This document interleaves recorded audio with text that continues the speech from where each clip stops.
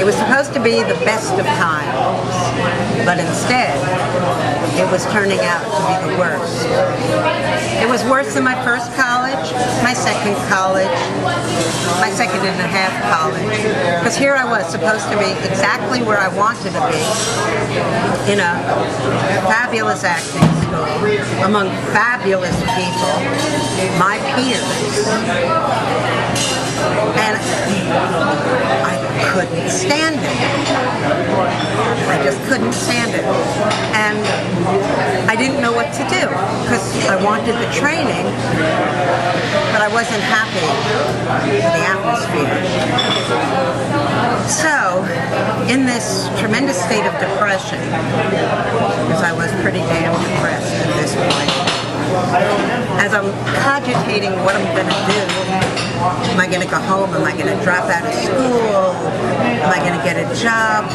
Is this going to be the worst thing that ever happened to me? Am I going to turn into well, I don't know, a failure? My fear. I get a letter. It's from my brother, Jonathan, who lives in Berlin, Germany. And in it, he sends a plane ticket, some money, and an invitation to come visit him. So, this is it. I'm going to get the summer. I'm going to go to Germany, and in Germany, I will make the decision what I'm going to do. But so here I got all this extra money. What am I going to do? I think it was $600. It was really generous, particularly because nobody in my family gives anybody anything. Gifts just don't happen.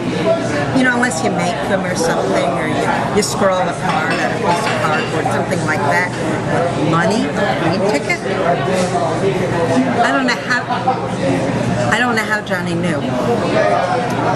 But I took that money, that extra money, and I decided to do what he'd done, to travel Europe.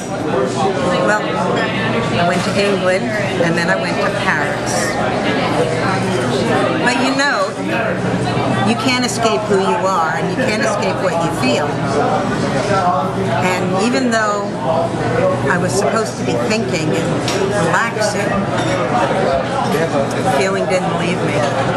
And I saw all the theater I could in England and France. I decided, well, hell, I'm going to go to Berlin and join Johnny. And then I remembered there was one more thing I had to do. You see, when I was growing up, if you wanted to act, everybody called you Sarah Bernhardt. You know the famous actress, turn of the century? More famous than, well, if you consider there was no radio, there was no TV, and there were no movies, and there was barely any communication except wires and newspapers, this woman was hot. And I decided that I just had to go to her grave. And I just knew that there'd be something there for me. So it's one of those gray days, and there's a little rain just starting to fall when I get to the cemetery, Père Lachaise. This is, well, on the map it looks small, but when you get there, it's a humongous cemetery. And so I don't care. I got this map, mimeograph. It's dripping in the rain. You know, mimeograph, kind of like early inkjet. And well, I just like start going everywhere. I feel like I'm covering the whole cemetery. But you know, after 2 hours, I still seem to be able to be anywhere near finding it. Besides, I can't read the map. I don't read French, and all the directions were in French. Well, I decided that what I want to do is quit. Actually, I decided I gotta leave before I have a breakdown right there. So I turned to go, And right in front of me, like about as far away as, oh, I don't know, as you are, Nora, which is about 3 feet, maybe, there's this woman. And I don't know where she came from, but there she was. And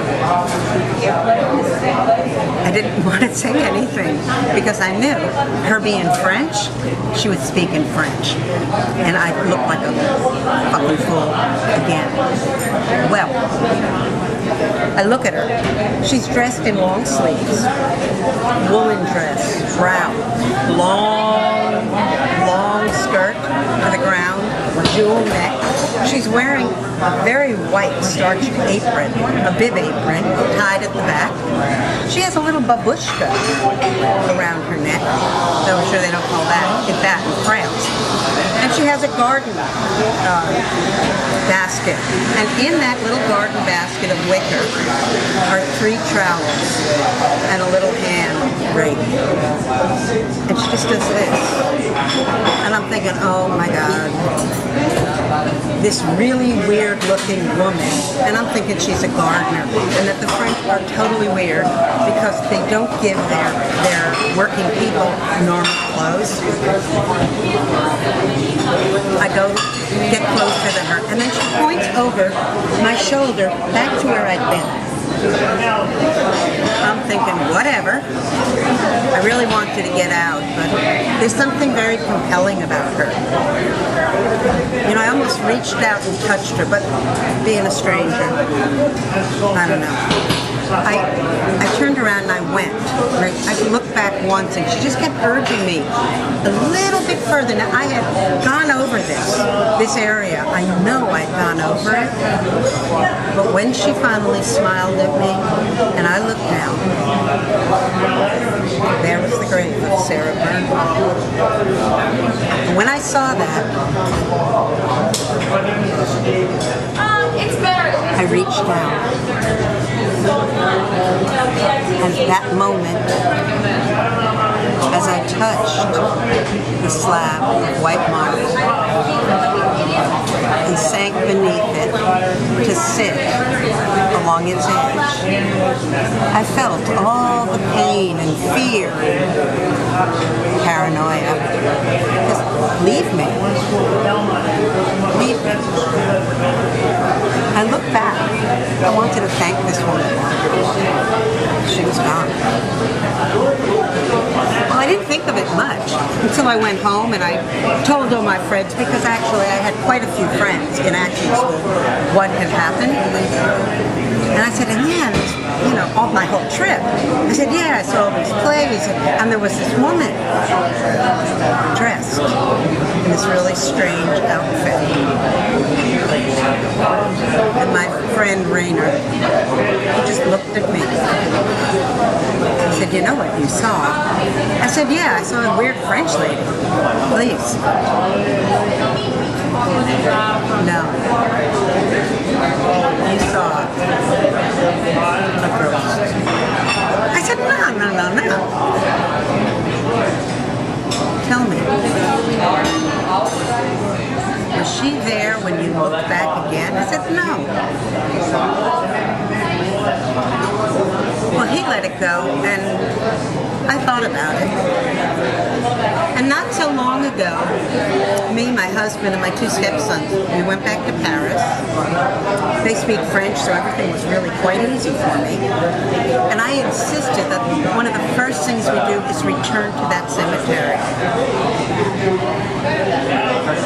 I guess I hoped I'd see that woman again. Or find out if there was something that she could have ducked behind. She wasn't there. So I found my way to the grave site almost immediately. And when I put my hand down there, it was just marble. I guess when I needed it, that's when it spoke to me.